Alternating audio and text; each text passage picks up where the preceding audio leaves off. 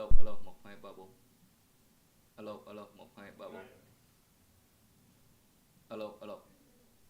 Rồi nói này anh chỉ nên tăng. Alo alo 1 2 3 4. Alo alo 1 2 3 4.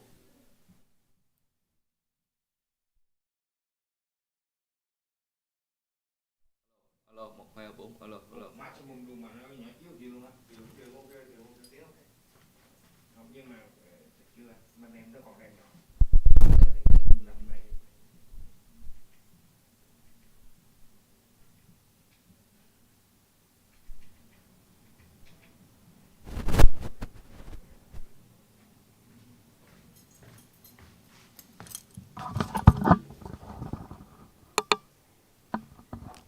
Alo alo alo.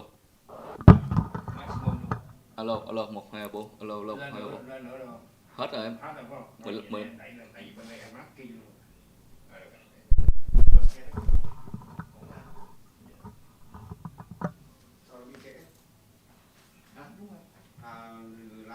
Livestream mà vào xong rồi lên. đúng rồi, livestream là phải từ 15 giây cho tới 30 giây. Rồi ok rồi. Dạ dạ. Rồi tạm thời đã tắt cái mic của mình. Rồi Không mất rồi, ok rồi. để không nó đang phát trực tiếp.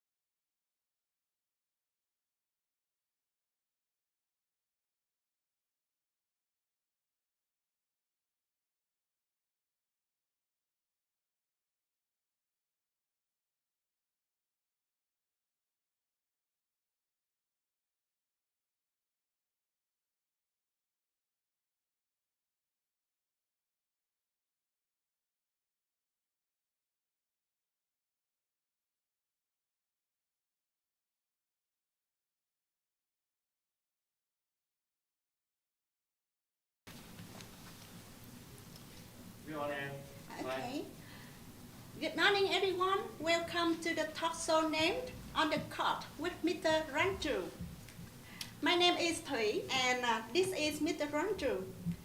Formerly, he is the, writer for Oxford University Press, and now he is the Education Group Director for DTB.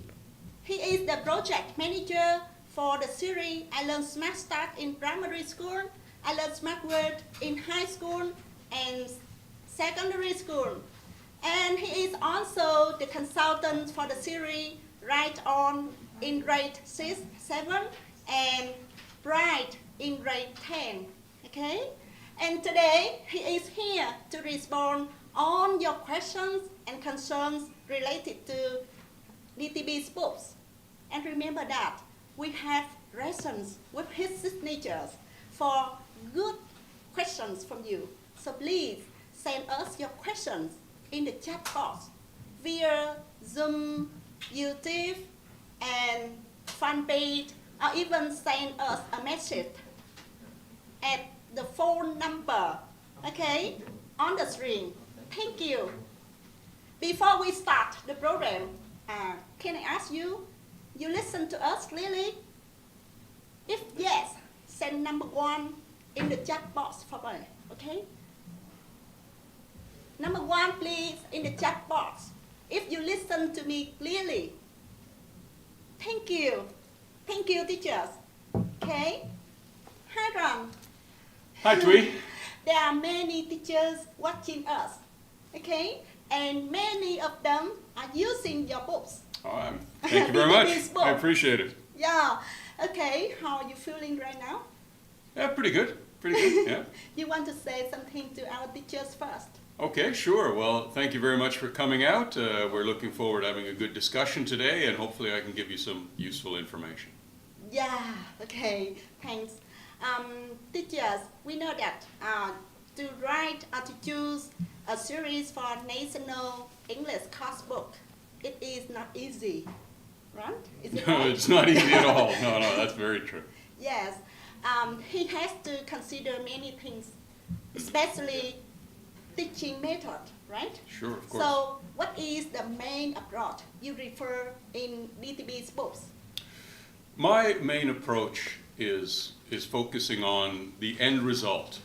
And for me, that basically means that by the time that we have students who graduate from grade 12, we've had them for 12 years and they've had a chance to advance and grow.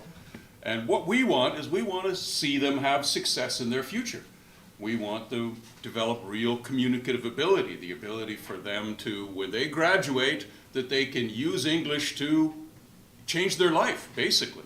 Yeah. They can use it to study abroad, they can use it to travel. Of course, there's lots of opportunities in work if you have good English. So what we're aiming for is we're aiming by the time they graduate, they should have the ability to speak and listen and read and write comfortably in English in order to achieve their future goals. Yes. That's our main approach. Oh, yeah. So, could you share some symbols, or just one symbol, to prove that communicative approach is used in DTB's books? Yeah, sure. I'd be happy to. I'll give you a little bit of a general overview of what our approach is and how we go for things. Okay. Mm-hmm. All right. Sure. Can we? Well, first of all, basically, are we on the screen now? Yes. Yes? All right. Our approach is a very simple one. It takes what we call a functional approach. Functions are basically what you want to do in English. Functions can include things like asking questions, or asking for directions, or talking about your opinions, or describing your favorite film, or inviting a friend out for a coffee, or listening to music, anything like that. The function is what you want to do with English. And I strongly believe that all language starts with the intent. It starts with the idea. What do I want to do? Do I want to find the toilet? Or do I want to talk to my friend about an exciting film I've seen? Or do I want to invite someone to my house for a party? Yeah? That's where we start. We don't start with grammar. We don't start thinking, oh, I want to use this vocabulary. We start with the idea of the function. What do we want to do? All right? So the lessons, here's a typical lesson. It has about 4 pages. Yeah? And you can see there's a lot of pictures and stuff. This one is focused on health and healthy lifestyle. Okay? And all lessons start with a clear functional aim. We start with the idea, what do our students want to do? So in this case here, the topic is health and healthy lifestyle, so we want our students, can they discuss a healthy diet? That's an important part of a healthy lifestyle. All right? In addition to the main function of discussing a healthy diet, we have a grammatical aim, which is central to that function. So this is some of the language you would use as part of discussing a healthy diet. So you might say something like,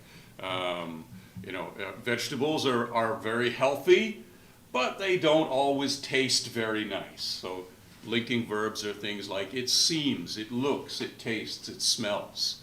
And that would often come out of this kind of discussion. All right? Now our approach to writing is a little bit different. We use an approach we call start at the end. Actually, we start at the beginning with the aims. But the first thing we write is actually the last part of the lesson. Okay?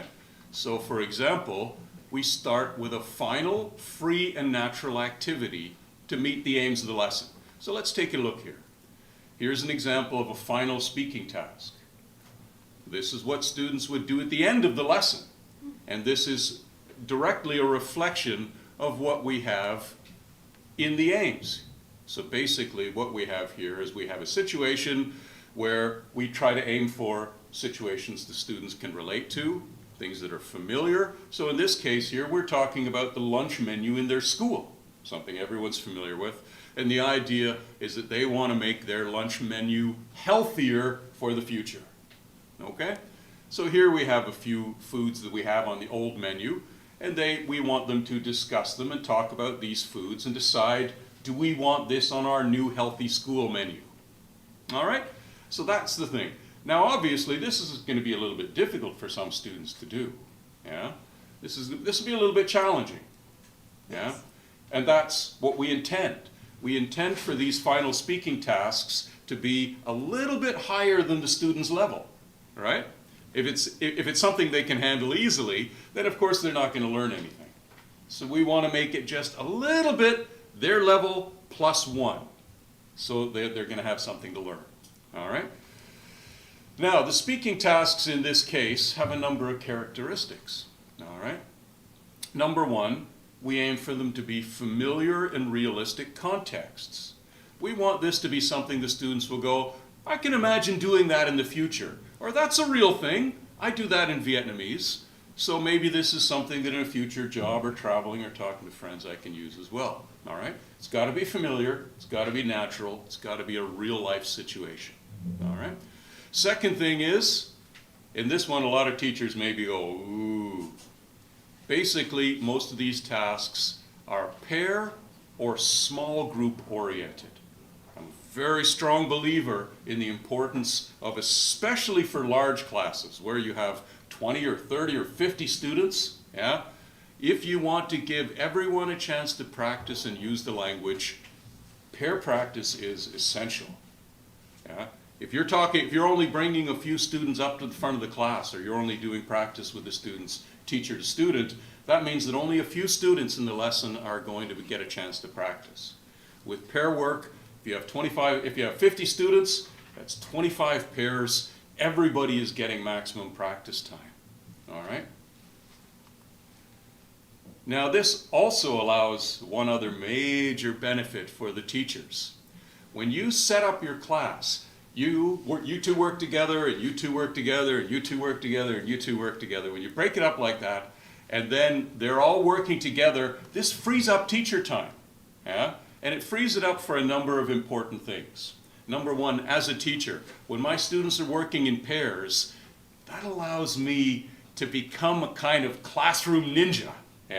What I do is I move around very quietly, very slowly, but it allows me to listen to each individual group. So when I'm sitting here, for example, I'll just squat down on the floor between a few tables. I can hear that group, and I can hear that group, and I can hear that group. And it allows me to go, oh, Vin is having some problems with that third person singular S again, or whatever.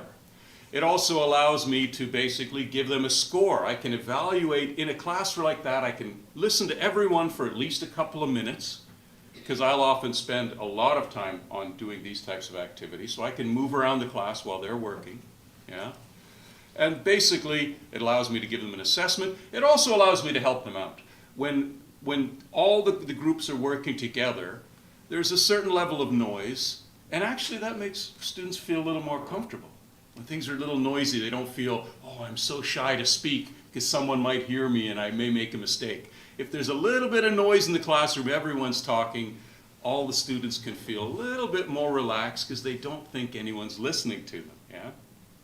And it also gives them a chance to, when the teacher's moving around and I'm doing my little checks, it gives them a chance to say, oh, teacher, please, how do I say this word? So pair work is something I'm a very, very big fan of. I think it's very important. Yeah. The other element of this is that it basically, if we can get to the end of the lesson and we can do something that at the beginning of the lesson they thought was going to be difficult, and at the end we can give them a chance to enter into a communicative situation and freely have to negotiate through. Yeah? So they have to listen to each other, they have to respond appropriately. Yeah? This is a huge communicative boost. It really boosts their confidence. Yeah? It shows them the fact, actually I can say some things. If this was a real situation, I could really do this. That's what we're aiming for. Yeah? Successful completion builds confidence. But of course, one of the key things we have here is that, of course, we need to ensure it's successful.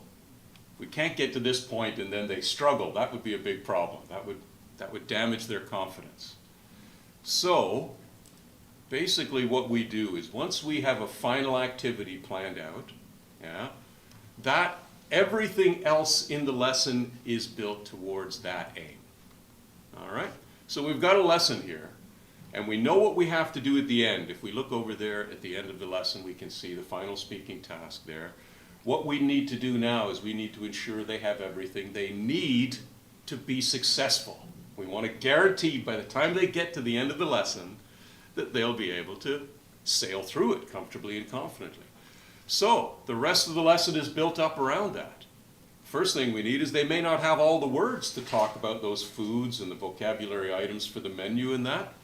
First thing we do is we can give them all the vocabulary that they need in order to complete that successfully. And then we can move on. They may not have the listening skills, things like that to negotiate. Yeah? So we develop listening and reading skills through a variety of different tasks. Yeah? Grammar, of course, could be a new target structure they're looking at. They may not be confident with the language. So we need to introduce it, we need to explain the grammar, and then we need to give them lots of opportunities to practice it before we expect them to use it confidently, of course. All right? There may be some sounds that are a little bit messed up. There may be some things that we can look at it and go, I know Vietnamese learners have a problem with that pronunciation. In this case here, we're focused on the KS sound. Yeah? Thinks, cakes. You don't have consonant blends in that way in Vietnamese. So of course, I know this is going to be a problem sound, and this is a fairly common sound in this lesson. Keep in mind, everything in the lesson relates to that aim and to that final payoff. So all the things we're looking at for the pronunciation here are all words taken from the lesson. They're all words we know they're going to use. So we want to make sure, before we ask them to do a lot of speaking, we want to make sure that any pronunciation issues that we can predict, that we deal with first. And finally, we can introduce all that, but some of these sentences may be a bit longer. They may not have said it. We have to keep in mind that a language, it's not just what's out in your mind. It's not just what you know and understand. There's a physical element to it too. So even though a kind of large-scale use of drills and things like that has gone out of fashion in modern teaching, there's still a need, I think, for the physical element, the ability to practice saying something a few times before you're expected to use it freely. All right? Basically, this is what we call automaticity. It's about being able to get your lips and your mouth and your tongue around all those parts so you feel confident that you can create them easily. All right? And finally, we get to the end, and there's our final speaking task. And hopefully by the time we reach at this stage, they know all the vocabulary they need for the lesson, they're familiar and comfortable with the grammar, we've dealt with the pronunciation elements that we know are going to come out in this, and we've given them a chance to practice it in a controlled way so they feel a little bit more confident now, and then finally, go. And we see, can you really communicate? So that's the basic approach we have. We start off with a clear functional aim, we write the last activity first, and everything else we plan to make sure that that's going to be successful. That's the basic approach we take with this course. Yeah, good idea, teachers. Do you agree with him that when our students have enough language and knowledge, they can communicate well? Is it right? If you agree, send us number 1, please, in the chat box. Number 1, please. Thank you, teacher. And teachers, hi teachers.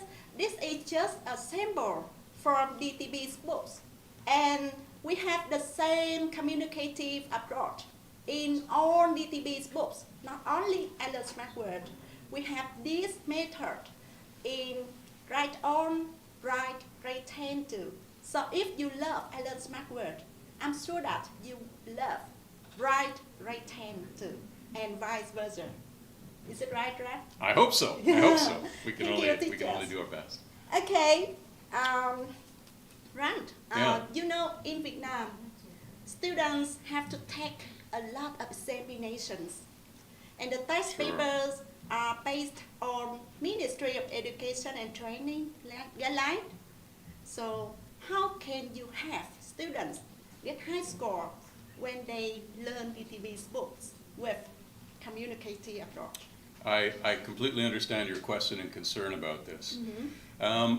Like it or not, what we have to realize is that tests have a major impact on what's taught in the classroom.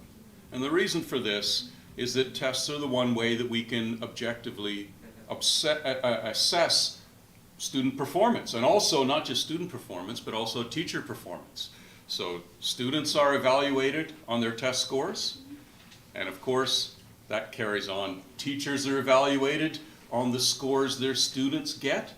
So of course students want to go home and show their mom a nice test score, and of course teachers want to get a good evaluation by showing that their students do very well on the tests.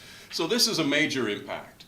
And to be honest, my background largely comes out of a testing background. As you know, one of the first books that I wrote was for the Toeic, and I worked for ETS as an item writer for the Toeic questions. And so basically I understand the testing situation very well.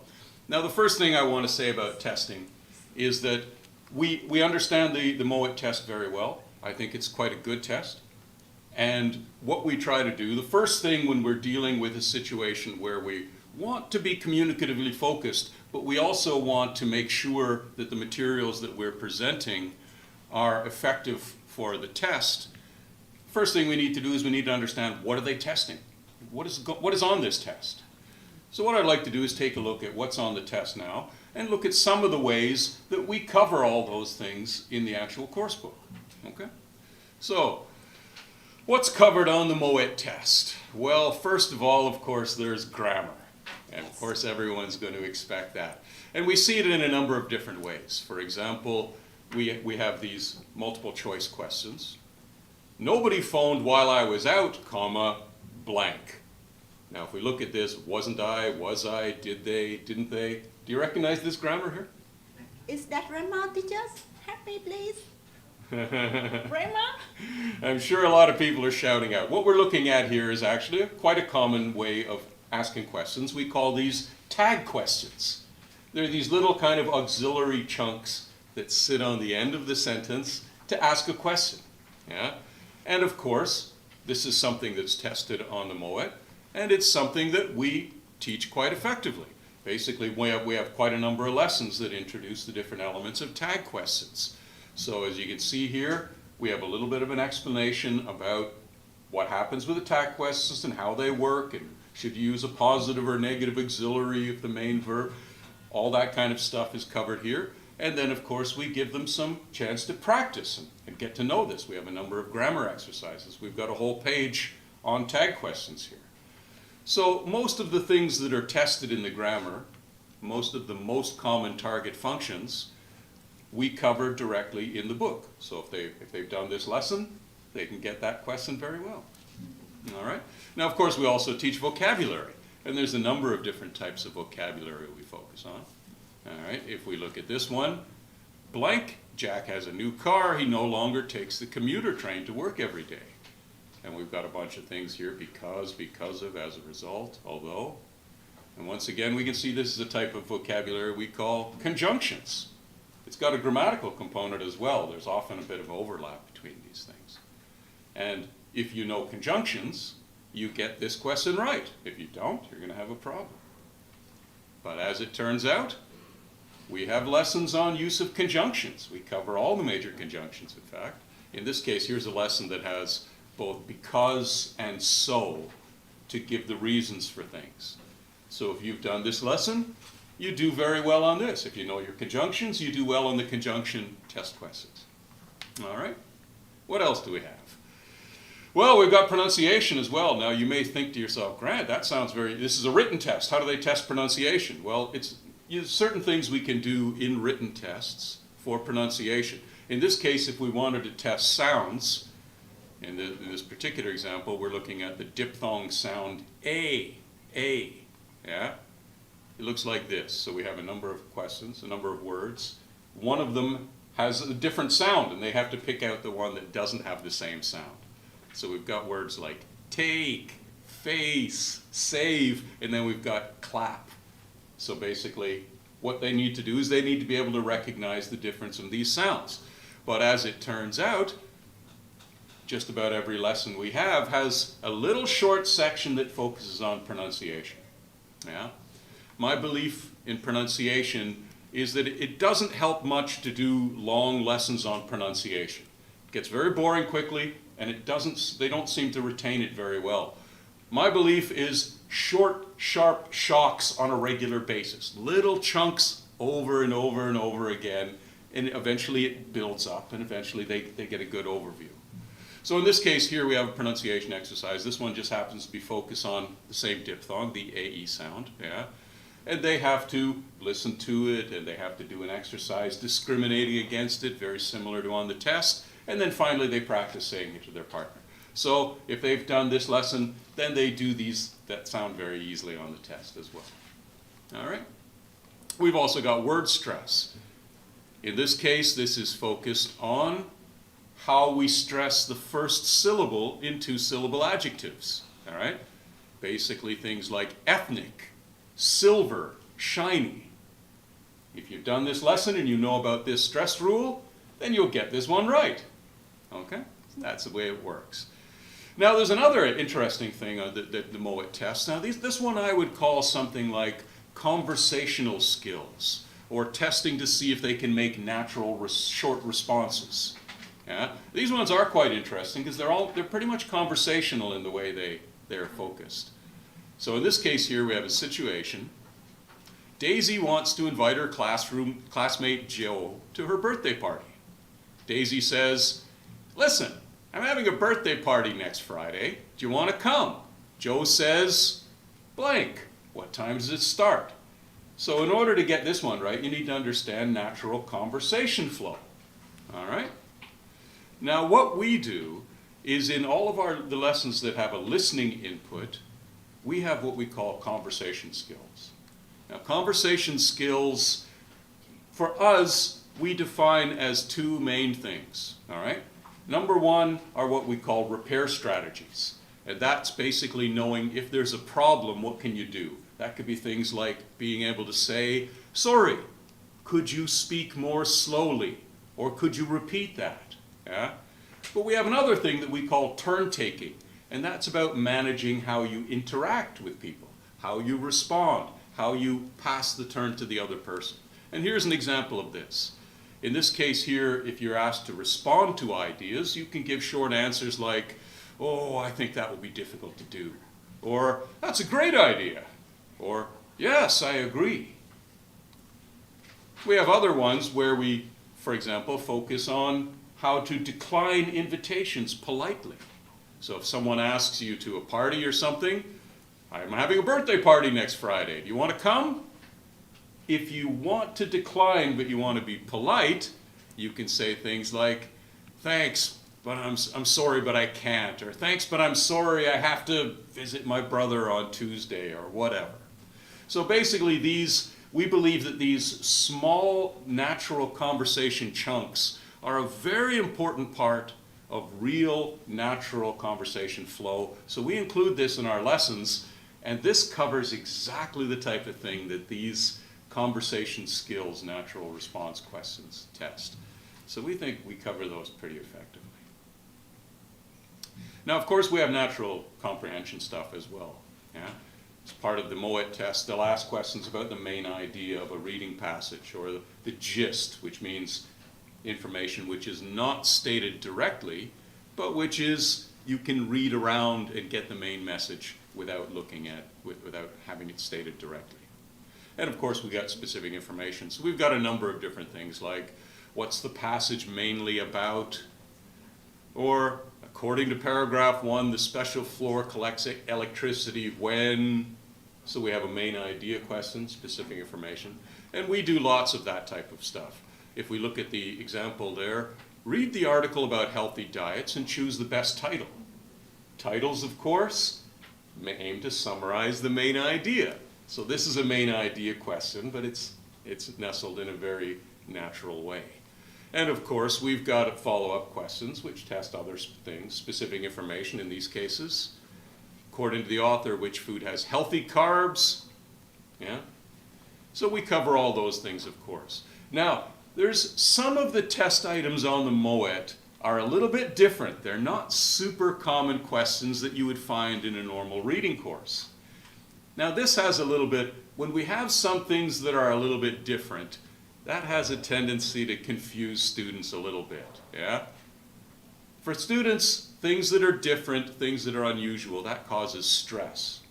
And I'll tell you right now, if your students are stressed out, if they're very nervous, their test scores are going to drop, guaranteed. Yeah? So our policy is to, if we know that things are going to be a little bit unusual or maybe not familiar for the students, we want to build up familiarity. We want students to see the different question types, get used to doing them so they become more comfortable. Builds their confidence and it lowers stress. Okay? So let's take a look at some of the different question types we've got. Now these ones, the first ones I would call gapped reading questions. And what they are, part of the reading passage has a gap, and then they have to fill in the best word. Those are fairly straightforward, yeah? But we've got some other types. So basically we include these types of questions as part of our test question set that we use as part of our reading comprehension exercises. All right, the second part, these ones are interesting. I call these closest in meaning. They're the underlined questions. And you can see, if you look at this paragraph there, in about the middle over on the right, you can see we consume fossil fuels for our transportation and the energy in our homes. And the question looks something like this. The word consume in paragraph 1 is closest in meaning to A, eat, B, use, C, destroy. All of these are possible meanings for the word consume, but you have to read the passage in order to get the meaning within this particular context. So we include examples of these. Make the students familiar with them. If they see it on a real MOET test, they don't get so stressed. Okay? Yeah. And we also have a different one like that. It looks very similar, but this one's a little bit different. The first one was based on vocabulary. This one is a little different. The word here in paragraph 4 refers to. These ones are focused on referencing. Basically, it's asking what word is here referring to. So for these types of questions, we do things like here, there, this, that, these, those. things we call demonstrative pronouns, or we also see sometimes pronouns themselves. You know, he did this, he is talking about who. So these ones are reference, and these are very useful for writing skills as well, and we include these examples as part of our test set. Now another one is what I call not questions. These ones are a little different, and what we have here is basically, if we look at the first example, A, which of the following is not mentioned as a problem between Donna and her daughter? So they have to read the whole thing, they have to look at these options, and they have to say, okay, that one's mentioned, oh, that one's mentioned, that one's not mentioned, so that's the answer. These ones require a little bit more reading, and it's very useful to practice these, because on a real test, these can take more time. And the more we get students familiar with them, the better. So my first thing about preparing students for tests, my first question is, what is the test testing? And the question for me is, does our book teach those things? And my answer off that is, I'm very confident, absolutely, yes it does. We understand the test, and we write our questions and we write our items to basically address those issues, to make sure that the students know the stuff they need to know in order to get the answer right. Okay? So that's our basic approach. Thank you, Rand. Hi, teachers. With the information from Rand, do you think students can get high score when they study with DTB sports? If yes, please send us number 1 again, please. Number 1, please, in the chat box. You agree with him? Yes, thank you, teachers. Okay. Teachers, do you know that Ministry of Education and Training has just updated the test format with 4 skills? So I think I strongly believe that communicative approach is the most suitable method right now. Okay. Okay, Rand, I have another question for you. Sure. Okay, before you start the project for National English Course Book, do you have any researches to prove that communicative approach is the best way for written test? That's a good question, because to be honest, there's a lot in my background that's been leading towards this approach for quite a number of years. Let me give you a little bit of background on this. About 20 years ago, I was working in Japan, and I was the program head for additional courses, things like Toeic and TOEFL and stuff like that. Now at that point we had a very large Toeic program. This was a very large chain of language schools I was working for, and every year we had about 12,000 students take our IP test program as part of that. And this gave us the ability, what they did is they did an IP practice test at the beginning of the course, and then our courses were roughly about 30 hours in length. And then at the end of the course, they would do another test. This was mainly so that we could track progress. All right? Now, let me give you a little bit of background on the program. This was, like I said, about 20 years ago, and it was a very traditional Toeic program, a very traditional test practice program. Basically, it consisted of doing lots of practice questions, lots of practice tests, lots of mini tests, where the teacher would have them do the test, and then basically would mark it, and then they would go through and talk about the scores, and then we would basically do additional grammar exercises for the mistakes they made, that type of thing. Very traditional, lots of grammar practice exercises, lots of test practice. That's the way it was normally thought, that we would learn how to do tests. And I can understand that approach. The idea is that if you want to do well on tests, it makes sense that you should do lots of tests. And if the tests are teaching grammar, then you should study lots of grammar. That makes total sense. But the problem was, when I took over the program, I started to examine the data. I started to look, how many hours were students studying? How much were the test scores increasing? And the facts were a little bit shocking, to be honest. Using this very traditional approach, what I found is that students would study about a 30-hour course, and they would make statistically no significant increases. Some students would go up a little bit, some would go down a little bit, but overall we weren't seeing, for the amount of work that students were putting in, we weren't seeing any increases. And that was very worrying. Now, we tried a number of different things. Initially, we said we're going to go with a more intensive course. We'll do more grammar practice. We'll do more test stuff. We'll give them more homework. Yeah? And that had a minor increase. But to be honest, we were doing a ton of work, teachers and students, and we just weren't seeing the big gains we were really looking for.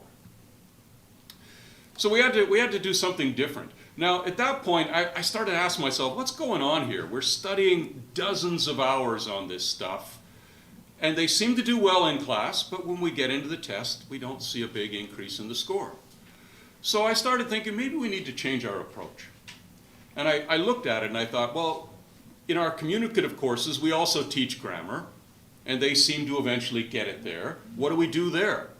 Well, of course, in a communicative approach, you don't have them do grammar exercises. What you do is you give them a situation. You give them a role play, you teach them the grammar, and then you throw them in the soup. You drop them into a role play, and you see if they can use it. And they can make some mistakes, and you do it again.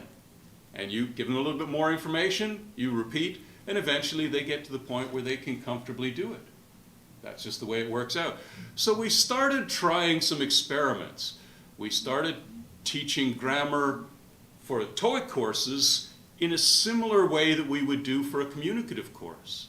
Basically, we would have them teach the grammar part that we normally would, and then we would have them role play a situation where they had to interact. And we would choose situations which were similar to the types that are found on the TOEIC test. Yeah. So teach them the grammar and then have them do a little bit of role play using it.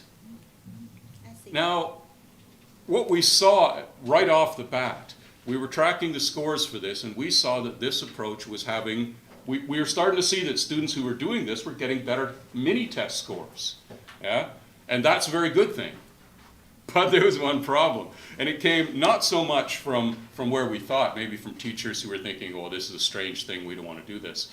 It came from a lot of students, and it was students who really needed to get test scores. They needed it for their job, or they needed it to apply for an overseas transfer or something. They needed to get a high TOEIC score. These students would say things like, teacher, why are you wasting our time doing all this speaking? Yeah? There's no speaking part on the TOEIC test. We don't have to speak for that. Why are you having us do this speaking? We need more grammar practice. I can understand that approach. Yeah? I would say to those students, okay, I understand what you're saying, but please for now just do what I told you. Just do the thing. Then afterwards we'll talk about it. Blah, blah, blah, blah, blah. Just try it first. Just do it. And afterwards I would say to them, okay, what did you do? Oh, we had a conversation where we talked about this and this and this. I go, what kind of language do you use? Oh, we used that language in that grammar lesson we learned last week. I go, yeah, where have you seen a conversation like this or heard a conversation like this recently? Oh, it was when we did that practice test yesterday. I go, right, that's the practice test with part 2. You heard conversations almost exactly like this. They go, yes. I go, and yesterday you did very bad on those tests. They go, oh, yes. I go, how about now? If you were to try that again, do you think you could do it? I think so. Why? Well, we just did it. We just used the language. So what we found is that students at first, you have to make them aware of the fact that basically, even though there's no speaking on something like the TOEIC, the fact that they are learning to use the language is helping to reinforce it. And what we saw, basically, based upon our early findings, we changed our whole TOEIC program. We went to a very communicative approach across the board. For tens of thousands of students, we changed over. And you know what we saw? Within the first year, we saw a 30% increase in scores. So it seemed absolutely clear to me. There's some problems in introducing that system, especially for a test that's not traditionally seen as being a speaking test. But the bottom line for me is that what we found in doing the communicative practice, we found that the understanding of the grammar and the understanding of the vocabulary seemed to be learned at a much deeper level.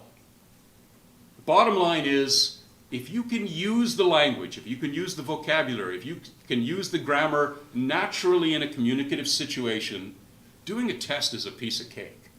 Students who can use the language do well on tests. Yes. Yeah? On the other hand, what we found is that students who do just grammar practice, just do lots of the traditional drills, we don't see that increase. I think it's a different type of learning. Yeah? Yes. When they have lots of time, they can get the right answer. Every student on a test, if you ask them to write out sentences, he plays tennis, she goes to the mall. On a written test, third person singular S, for example, you can teach it quickly, they pick it up, they get it right in the class. But when they use it, what do you find? My brother go to the shop. Yeah? It's because they haven't learned it communicatively, and that's why they haven't learned it fully. So basically this changed my whole approach to test preparation.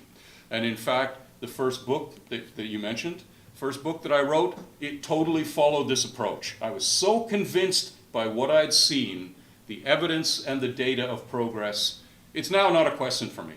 If you want to do well on standardized tests, teach your students to use the language. If they can use it in a natural conversation, the test is a piece of cake after that point. That's our approach in this case. Yeah. Okay. Thank you, Ron. My pleasure, my pleasure. Teachers, he mentioned Toeic, right? I did. I'm sure that many of you know tactics for Toeic. That's correct, right? yes. And actually, I used your books a lot. When I taught my students in university. Well, thank you very much for that. I At that appreciate time, it. I didn't know you. You didn't know you, yeah. Yeah, and I think that our teachers know your books a lot. Okay. Okay, teachers. I have another question. Sure. How do you know DTB's books satisfy with Vietnamese students and teachers' needs? That's tricky, because of course, once you start focusing on writing and publishing, it means you're outside of the classroom, and that can be a big problem, because you can start to lose touch. You can start to think, oh yeah, I can do that type of thing. But it's important always to be grounded in what's going on in the classroom. So for that, we need to rely on other people, I'll be honest. We need to rely on people like you, and on teachers sending in feedback and stuff like that. Now, a lot of people may be uncomfortable with feedback. They go, oh, I don't like people criticizing my work. I'm totally the opposite for that. Yeah. For me, any feedback is good feedback, even if it's saying, Grant, this doesn't work, I don't like this, or we need this, why don't you do this? Yes. So basically, part of what we need to do in setting up a publishing company is we need to have lots of information coming in. We need to have lots of different opinions. And we take that very, very seriously. We act on all the feedback we get as much as we can, for sure. Yeah. So in the future, if our teachers want you to change some parts in DTB's books, just to make the lesson more effective, Yeah. are you willing to do that? Yeah, sure, of course. Of course. I'm always happy to change. Basically, anything that we think we can do to make teachers' lives easier, to make the students have more fun or whatever, we're happy to do that. But there is one possible problem, though, and it's got to do with the fact that when you're selling books to the Ministry of Education to be used in the schools, they all need to be inspected. The government just doesn't let you use anything you want. They need to check it out to make sure it's good. So once our books have been inspected and accepted as part of the official shopping list, in that case there it's very difficult for us to change. Basically, we need to get permission if we want to make any changes to the actual books. But that doesn't mean we can't do anything. For example, if we get a piece of feedback and if we think it's a really good idea, or we think it's really helping to fix something that we think may be a problem, then there's other things we can do. We can produce supplementary resources, or we can have downloadable things that teachers can have. There's a number of ways. For me, the most important thing is keep up communication. Let us know what it is you need, what it is you want, and we'll do our best to try to do it. Yeah, that's part of what we're aiming to do. Yeah, thank you, Ryan. Sorry, teacher, I didn't use my phone for chatting. I used my phone to receive your questions. So please don't think I'm chatting. We're very happy that we received a lot of questions from you. And due to the limit of time, we cannot answer all questions. So I think we can choose some questions and answer them right now. Yeah, sure, And- shoot. yeah. Put me on the spot. I'll And do we my will best to answer. respond the others, by YouTube in chat box of YouTube. Okay, and we really appreciate your understanding and sympathy. Sorry. Okay. Let me see. I will pick up some questions. Huh? Okay, sure. Yeah, shoot. A lot of questions from the chat box and maybe from phone number. All right. Well, I'll Yes. hope I can give good answers. Okay, let me see.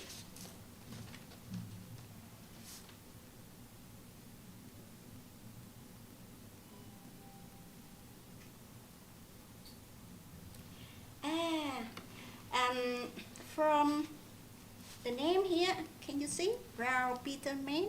Mm-hmm. Peter name? Mm. Oh, I cannot read his name.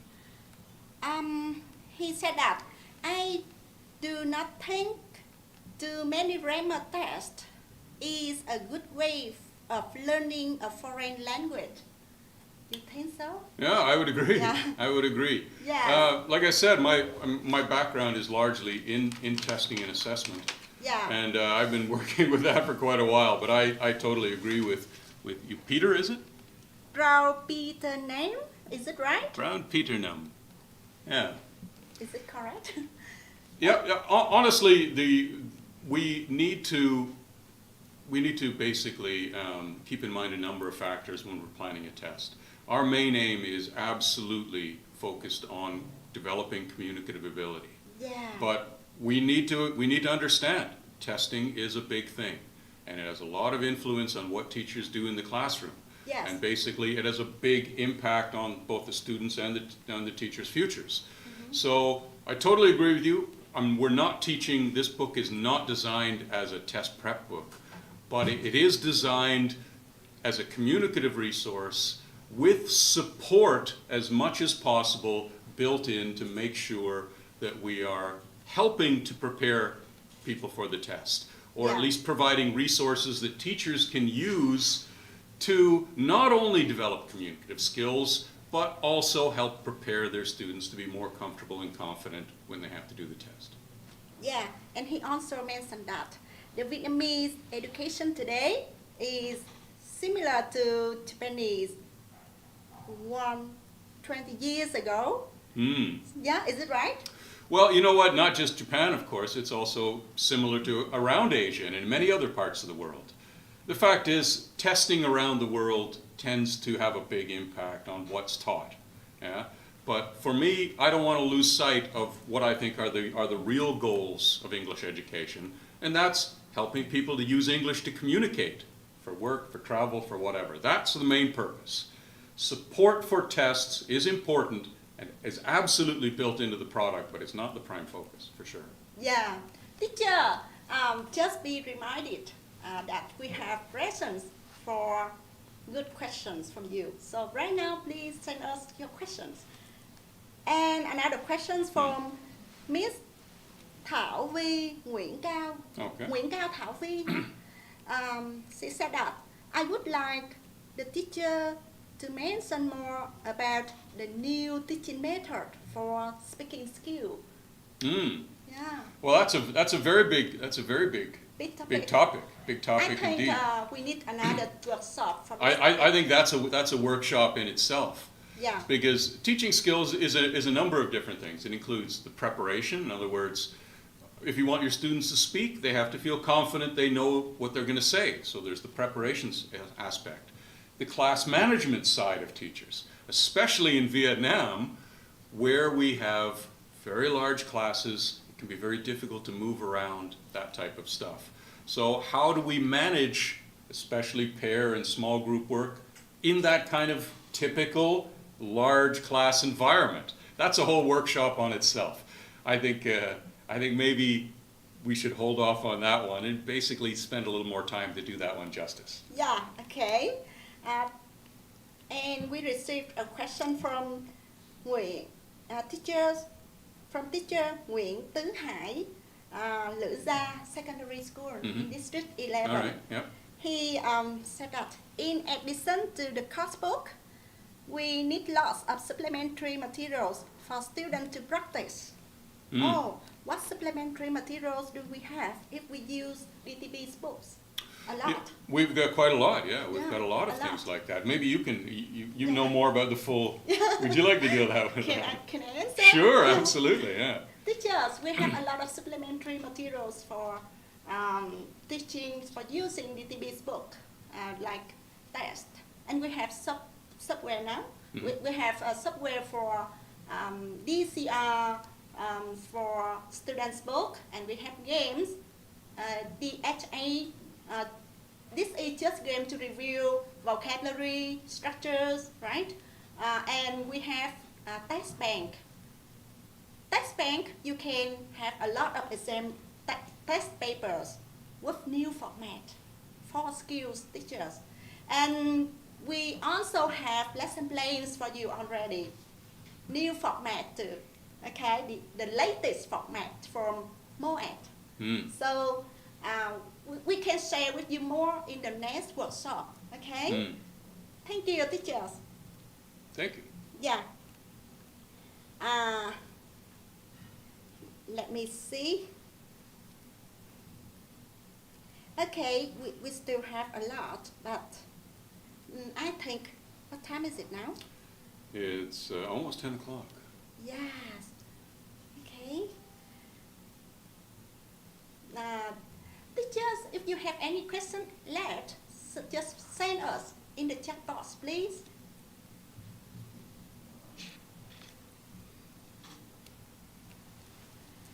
Ten is too late now, huh? Up to you. I'm happy to answer questions here as much as you want. Okay. Thank you, teachers, for sending us questions.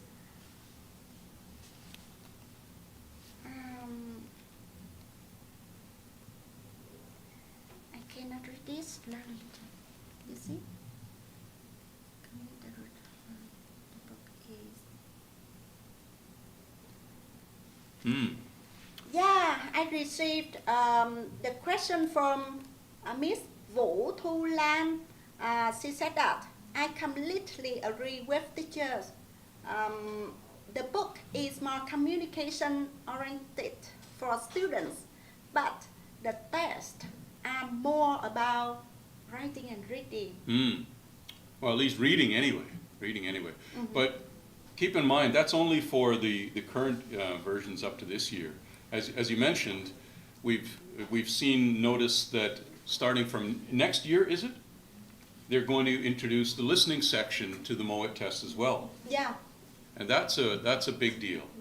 Yeah, that's where we start to, like tests like the Toeic and the TOEFL and other things like that. The listening is where we start to see a little bit more direct reflection of a student's communicative ability, because listening is a little more difficult than reading, of course, because they can't see anything. Yeah. Yeah. So basically, once that's added in, it'll be. I think there will be the support that Ting An's Smart Start and Smart World give to students will be a lot more clear in that case. Yeah. Yeah. Okay. Another question for you. From Miss Nguyễn Thị Hoàng.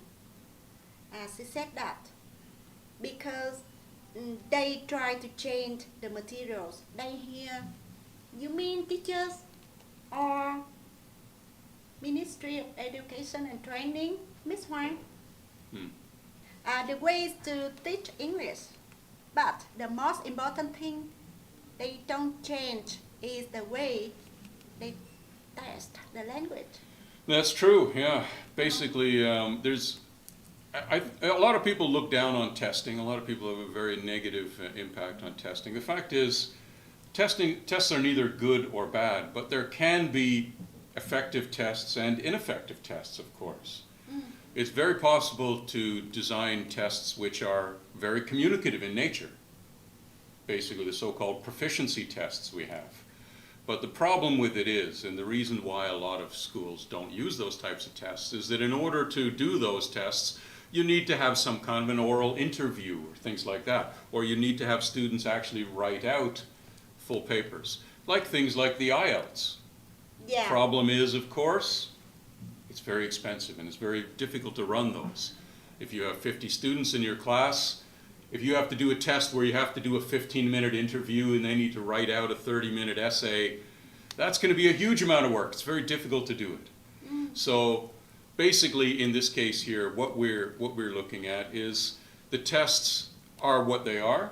Yeah, they are not super communicative, but especially when they add in the listening component next year, it's going to be a lot closer. And it's only part of the package, of course. You shouldn't just be assessing your students based upon the things they do on these tests. You should be looking at communication and you should be assessing them on how well they can communicate, as well as how much language they know or how much vocabulary or how much grammar they can do. Yeah. Okay. Last question left. Okay, sure. Okay. Another question from Miss Nguyễn Thanh Huy. I'm wondering if students pay much attention to high scores for their test. Maybe they do not focus on their communicative approach. How can we solve this problem, please? Oh, with new format from Ministry of Education Training, you have to, students have to take 4 skills. Maybe you will receive that information soon, teachers. Yeah, I think so. Any ideas for this? I think the question was partly about if they pay much attention to high scores, maybe they do not focus on the communicative approach. I think what the questioner is getting at here is students, of course, they have a feeling for what the teachers are prioritizing. And if the teacher seems to be very focused on just on test scores and just on doing those kind of grammar activities and things like that, students will absolutely pick up on that.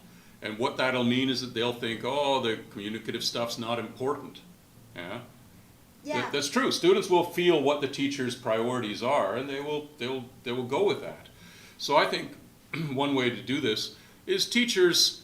It's important that you emphasize to students that the main thing here is whether you can speak, whether you can find directions, whether you can invite your friends, whether you can talk about your ideas, whether you can agree and disagree. The test score is important, but the main thing is, can you use English? I think teachers need to set the example. Teachers need to emphasize the importance of being able to naturally communicate and being able to think on your feet. And while they don't want to de-emphasize test scores, because that's what their parents are going to see in many cases, they need to have a little bit of balance. They need to show that both elements are very important. Yeah. Okay. Very interesting question from Miss Nguyễn Vũ Thảo Vi. She said that, Sir, if you were to teach speaking skill to a class where students' level of English is different, and they are shy, what would you do to employ communicative methods successfully? Yeah, that's a very good question. Yeah. This is the age-old mixed ability classes. Yeah. And to be honest, every class is a mixed ability class.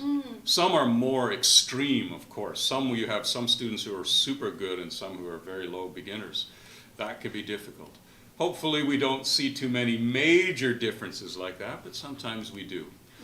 My approach for this, and I'm going to talk about my approach as a textbook designer, as a textbook writer in this case, because we want to make it easy for teachers who are facing this situation.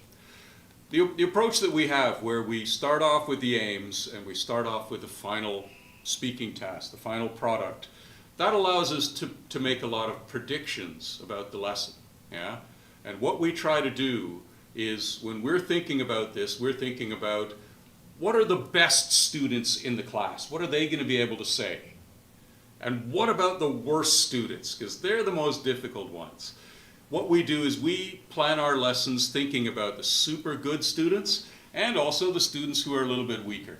And when we're planning about what after we've got our initial task that we think is suitable, possible for the very weak ones, difficult but possible, the better ones are going to be able to say a lot more. Yeah?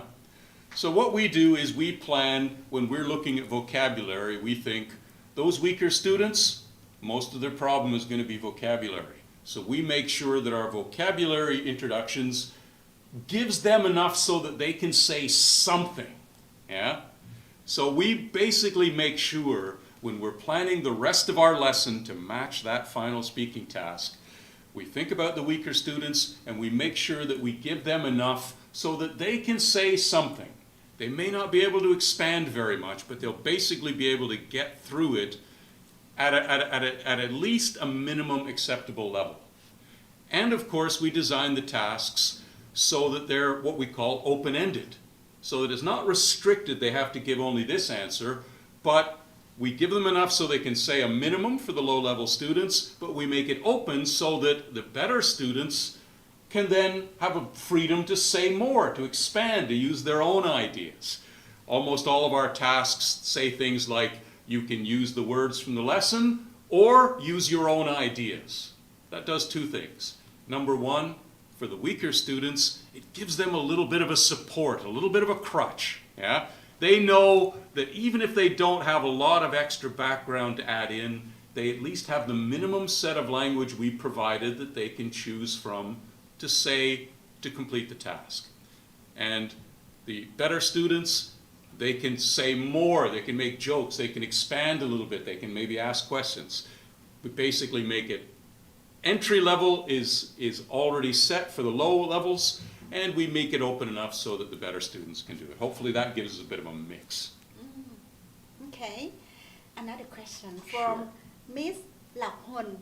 She said that, what do you think it is very students using DTB CLT approach will have more advantages than others if the high school entrance examination test will have a test session on speaking skills? Oh. Do I think that would be an advantage for entrance examination to have speaking skills? Absolutely it would be. Absolutely it would be. Because that type of entrance examination, it gives you a much more realistic evaluation of a student's real ability. And it allows you to do things like, for example, you can determine which students are super weak and in real ability, real communicative ability, and that allows you to, if it's an entrance examination, to stream students into different classes. Yeah? Proficiency examinations where they have to do real oral communication give you a much more accurate and much more objective evaluation of a student's entry level. And that allows you to arrange your classes so that you can keep students of a relatively similar level together. Yeah? And that avoids what we talked about earlier, the dreaded mixed ability class where you have some students who are very good, getting very impatient, and some who are struggling. Yeah, and another question from Mr. or Miss Betty Nguyen said that Toeic is a popular test now in Vietnam, especially for graduates who want to work in foreign countries. Yeah, sure. But most of the students hardly communicate with foreigners after getting Toeic certificates. Yeah, that's the truth. Yeah, sure. What do you think? How could we have them improve their communication ability? Is there any book that you decide to show this situation? Well, yeah, I've done a number of books, and they've all been with that situation in mind, obviously, to develop communication. I think in this case here, what we're really dealing with here is not so much this material selection. It's got to do with the need for students to be very proactive. If you want to get better at language, it's not going to happen by magic, and it's not going to happen alone either. If you want to learn to communicate, you need to find situations where you can communicate. You need to find situations where you can practice it. So that could include finding a school that you like, that gives you the types of opportunities to practice your language. Or it could be looking at other things. There are a number of clubs and English cafes and things like that. Or it could be something like maybe taking on roles where you can have opportunity. I know some people who, in order to learn English, they do tour guiding. They volunteer to tour guide people around the city, and that gives them a chance to explain about Vietnam, explain about their culture, and also interact with foreigners for a full day. That type of stuff has a massive impact. Other things, just getting used to the sound of language can help you before you get ready to fully have a conversation. So things like music, listening to English music, watching TV shows, yeah? Things on YouTube now. Nowadays we can listen to English YouTube videos and see the subtitles as well. So that can help develop listening. It's all a matter of, at a certain point, it's not about the book you're using, it's about what opportunities do you actually have to practice, to communicate. If you don't do it, you don't build up the confidence, and you'll never get good, I would say. Yeah. And another question from Mr. Because it's very small, Yeah. difficult to read. Williams can stand. Hi, Mr. Ron. Sure. Hi. Once students completed the MOAD books, Yeah. can they move on to taking IELTS? Bank 3.5 to 4.5. Yeah, well, we're aiming, our target for the end of graduation is about a score of between 5 and 6. We're looking at the ending point for after the 12 levels. Let's face it, we've got 12 years to Yes. develop English. Yes. That's a long time. That's a long time. We're getting them very young to the point where they're graduating almost as adults. That should give us enough time to do stuff. We estimate that basically if you can take a student from grade 1 to grade 12, we should be able to get up to about low B2, high B1, low B2, which is about IELTS 6-ish, 5.5, something like that. That's a good score. Yeah. Now, as part of the design of the test, we realize that students are going to do the IELTS. Yeah. And especially in grades 11 and 12, we start to, I've got a little bit of a background in teaching IELTS and designing materials for IELTS as well, so I understand roughly what's going on. And it's not difficult to build in those types of situations that are going to develop the same types of skills as something like the IELTS. For example, we've got a lesson on where they're describing charts and diagrams and saying, oh, the price of sugar is increasing, or this has dropped off strongly in the last year. That type of stuff. It's useful for presentations, which is one of the skills we teach, but it's also, if you're familiar with the IELTS, it's also one of the writing questions where they have to describe a graph or a chart or something like that. So what we try to do is we use our understanding of the tests and our understanding primarily of the communicative elements of the tests, and then we try to develop those skills using the materials in our books. Yeah. Okay. Another question from Miss Phương Doãn Ngọc Thoại. Is it right? Sorry. Đoàn Ngọc Thoại Phương from Hoàng Diệu Secondary School, Tân Phú District. Oh, lovely. She said that, dear sir, do you have any recommends for quick students in secondary school who lose their basic foundation of English from at the grammar school? What kind of knowledge do you need to focus on teaching them first? So this is students who are, Make it bigger. for weak students in secondary school who lose their basic foundation of English at the primary school. What type of knowledge do we have to teach folks on first?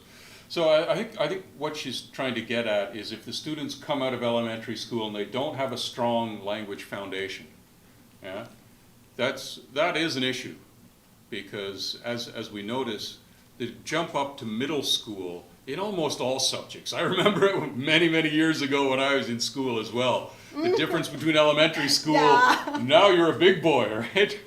So it can be quite challenging. Yeah, maybe another workshop for this topic. I think so too. Yeah. The main issue in that kind of transition period, the main thing for once we're getting into out of the elementary level and into the kind of starting to approach the lower intermediate level, I would say initially focus on vocabulary. Basically, vocabulary will give them, in a communicative environment, it's all about, can you understand what the other person's saying, and can you get your message across? Yeah? Communication, grammar is important, but it's something that you need to pick up over time. That takes time to do. So I would say, focus first on the vocabulary, get them to the point where they can understand things, where they can say a little bit of meaning. The grammar will take a little bit of time to develop. Work on the meaning first, and then work on the more structural elements first of all. That would be my general recommendation, but as you said, that's a workshop in itself. Yeah, for sure. A big question, right? Absolutely. Miss Nguyễn Thị Hoàng, she said that reading part format is similar to IELTS 1. I mean, the questions. Yeah, I see it is one improvement in this book. Thank you, Miss. Thank you very much. Appreciate Thanks a lot. And yeah, another question is from the phone number 0984740262. I don't know female or male teachers. Well, okay, well. The final target. Can you read it? Final target of teaching communicative English is to help students communicate in English. Absolutely. In your experience, do you think 3 periods a week with 45 minutes each is enough for students to use English for communicative purposes? If not, can you suggest a medium number of hours a week students should have to learn English? Yeah, that's a really good question. And that's a really difficult one to answer. It's the old question of how long is a piece of string? Is 3 hours a week? Is that 3 periods a week? Is that enough? I don't think so. You know what? It's what we have. That's the bottom line. You know, it's nice to say we'd like to have an intensive course where they're immersed in English 8 hours a day. That would be good. But we don't have that. Is it perfect? No. Is it enough? I think maybe it is. Yeah. Obviously, we'd like more, and of course, it'll depend on the students. Certain students are going to advance at quite a rapid rate. Certain students are not going to be advanced so quickly. So it's going to be different student by student. Personally, my feeling is I would be looking to find ways to supplement it. For example, one of the things that I very often do, I'm a big fan of what's called extensive reading. Extensive reading just basically means reading a lot every day. Yeah? By a lot, I mean about 15 minutes, so it's not a huge amount, but read about 15 minutes of English every day on whatever you like, and the level is about the same. Reading has a major impact on vocabulary development, and it also increases grammatical awareness as well. Yeah? So that's basically something. If your students are doing 3 hours of interactive practice and they're doing a lot of reading, they're getting a lot. Furthermore, if you have the opportunity, can you start, say, something like an English club for your school? Class where basically, this is something that I've seen many teachers do, set up a lot of programs where it's maybe an hour after class, and what it is mainly is a set of games and tasks and things like that, where students will come in and they can join at their own pace and they get an opportunity to play games and say things, and it gives them a chance to, in a little more friendly, comfortable environment, to practice some of their English. And that often has a big boost on confidence, and it really makes a big difference in people's ability to just engage in conversation. So those are two things. Is 3 hours enough? Probably not. But it's what we have. We generally can't extend that very much. But what we can do is we can look for ways to supplement it or use it more efficiently. Yeah. That'd be my opinion. Only 3 paragraphs are quick. Not enough. It's not Yeah, huge. It's enough. not huge. Yeah. If possible, teachers should deliver some more supplementary materials. That's the at point home. as well. Yeah. Yeah, maybe video or maybe worksheet. Yeah. Many This is a things to perfect- practice at home. They've got a number of different fun apps and stuff like that, Yeah. basically, where Yes. for practicing vocabulary, those little gamey things Yeah. can go a long way for reviewing the material, Yeah, and it's kind of fun too. People kind of like it. yeah. And if you use books from DTB, you have games for students to practice at home. Teachers. Yep. Yeah. And can you this is from Miss Trần Thị Ngọc Diễm. She said that in I Learn Smart Word Phrases students book, there are many vocabulary which are not familiar and uneasy to students. Okay. I think it is better to add or change into easier content of some unit for them to approach. You think so? We have to follow the topics, the guidelines from Ministry of Education and Training. That's right. Yeah. Yeah. We have. We don't create these books just out of our imagination. These books are based upon a set of guidelines, a very detailed set of guidelines in terms of grammatical elements, in terms of linguistic elements, in terms of phonological elements, in terms of topics. A lot of that stuff is pretty much fixed, and basically we have to include it in the book or else it won't get accepted. Now, depending on, for some students, for some classes, depending on where your school is, that may be fine. Your students may find it easy. On the other hand, if you're maybe a little bit more out in the provinces and your students don't have a lot of previous experience with English before that, this may be a little bit challenging. Yeah? Yeah. So in those cases there, what we have, especially for vocabulary, of course, we've got the word lists in the back of the book. So if they don't know the word, they've got a resource there, they can look it up. And I would suggest in those cases, if your classes are finding it a little bit slow, you don't have to try to rush through everything. Take it at a slower pace. Build it up. Maybe that's a case if your students are struggling a little bit, that might be the case to give extra supplementary resources to help get their vocabulary levels up. Yeah. Or maybe recommend some graded readers. Or maybe if they're struggling a little bit, maybe a sort of after school kind of practice club, something like that. There's a number of ways we can do it. But unfortunately, the contents of the books are largely fixed based upon what we need to cover, defined by the Ministry of Education. So our hands are a little bit tied in that respect. Yeah, this message is from Miss Nguyễn. She said that I didn't have any questions because the other teachers asked what I wanted to ask. Well, that's perfect. That seems like a great way to... you and the organizer have a good day. Very lovely. Thank you.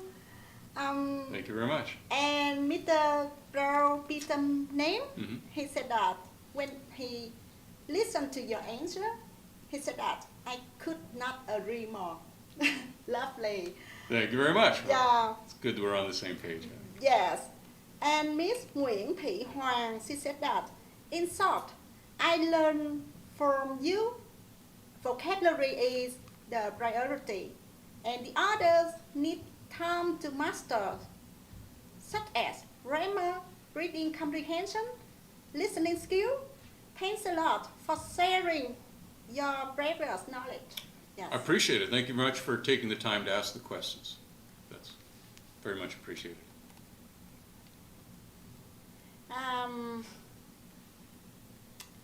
Let me check.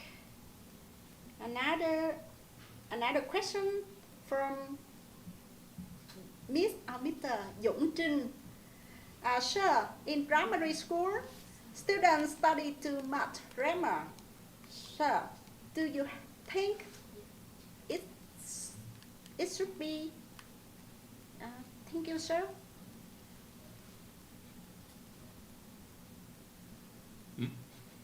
He asked that in primary school, students have to learn a lot of grammar. Is it a good point? You know what? Grammar is a key part of language. There's no question about it. If you want to say things quite precisely, then you need to understand grammar. My opinion for low levels, though, is that I don't generally tend to focus on grammar. Now, when I say that, that doesn't mean that I don't do anything with grammar, of course. But it means that I don't focus on it as a kind of grammar pattern. What we focus on is basically we focus on the communicative functions, the situations that students of that age will find themselves in, topics they want to talk about, and we bury the grammar within that. So we show them, this is the meaning of the grammar within this context. We teach it as this is a kind of phrase or this is a language pattern you would use in this situation.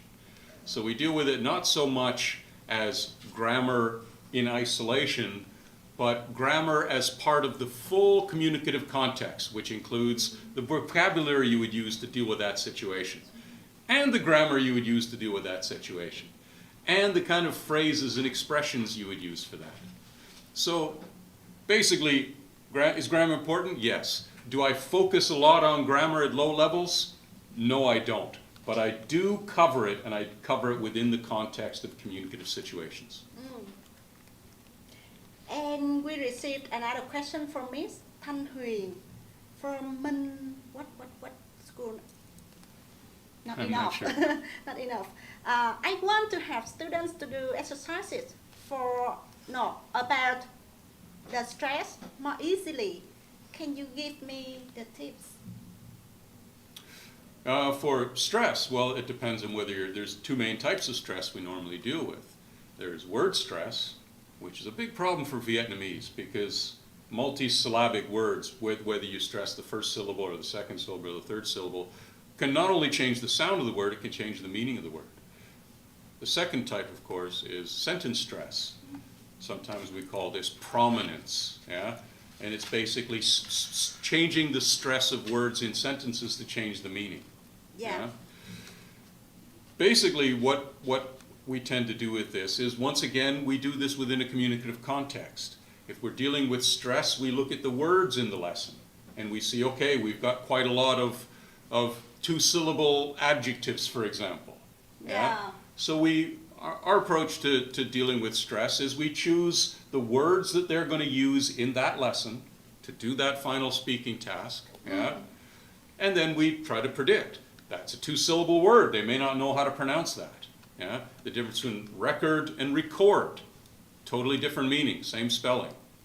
So if they're not aware of it, they're going to have problems. So what we do is we predict what problems they're going to have with pronunciation for a particular lesson, particular context. And then we do a little preemptive, a little pre-task to basically deal with the pronunciation issue. We focus on the words they're going to use. We teach them how to use them, give them a chance to practice. And that's the way we do it. Basically, we focus on, there are fairly standardized rules for things like word stress, for how we stress multi-syllable nouns and verbs and adjectives.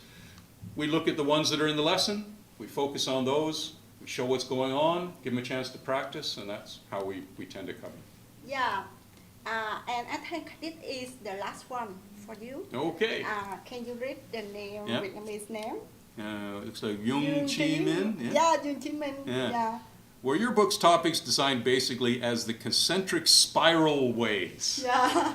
The concentric spiral ways. I think what you're referring to there is that the Ministry of Education has 4 main themes for a particular band of levels. So for elementary or for the secondary school or for high school. And basically the topics generally cycle through those 4 main themes. Do we use that?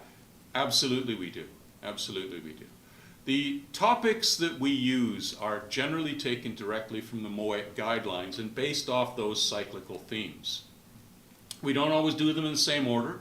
We order them in the order we think is most appropriate for keeping the easiest lessons first and the most difficult topics towards the end when they've got more vocabulary. But basically what you'll find is those four main themes, they're generally things like our world, the world around us, or socializing, or the green environment, something like that. And you'll see, if you look at those topics, you'll see that all of our lessons have a number of different topics that hit around those areas to continue to come back to those focus themes. Yeah. Thank you, Ron. Thank you for Thank you your very much. information today. And we have a small gift. You? A small gift for me. Well, thank you very much. Yes. Well, thank you very much. That looks very nice. Appreciate before it. we start the program, you want to talk something to our teachers? Well, I'd just like to say thank you very much for inviting me to do this. We've spent a lot of time and work on doing these books, and I'm very happy to talk about them and explain. I know teachers have quite a lot of questions, or maybe there's things they're curious about, new book series. So I'm very happy to answer any questions, and like we said earlier, I'm happy to get as much feedback as possible, and my goal is to make a book that teachers and students love and it works well for them. So thank you very much for the time for doing this and for inviting me to give me an opportunity. I appreciate it. Thanks. I heard that you would like to have some teachers join your project this summer, huh? Yeah, absolutely. Yeah. You can talk to your teachers now. Yeah, well, I didn't really want to do this now, but actually what I'm looking to do is I'm looking to recruit a number of high school teachers that we would use who are off on their summer holidays. Currently, right now, we're working on one of our last levels of Smart World, and we would like to work with a team of local teachers who can give us feedback on the stuff we produce, who can look at it and go, Grant, I don't like this activity. That's what I want to hear, honestly. Basically, I want to hear, I need this, give me this. So basically, if you're interested and you think that you would like to be part of a project, work as part of a publishing team, give feedback, give guidance to the writers, learn a little bit about what publishing's all about. If that sounds interesting and you think you're qualified, I'd be very interested to meet up with you. Thanks very much. Yeah, thank you. Dear beloved teachers, it's time to end the program today, and thanks for your participation. You know, your interaction, your attention make the talk so successful. And we hope that the information from Mr. Ranchu today will support you with trust, love to DTB sports. And if you love I Learn Smart Word, please love, write, pretend to, and vice versa. Okay? Hope to see you next time. Have a nice weekend. Bye-bye. Thank you very much. See you again.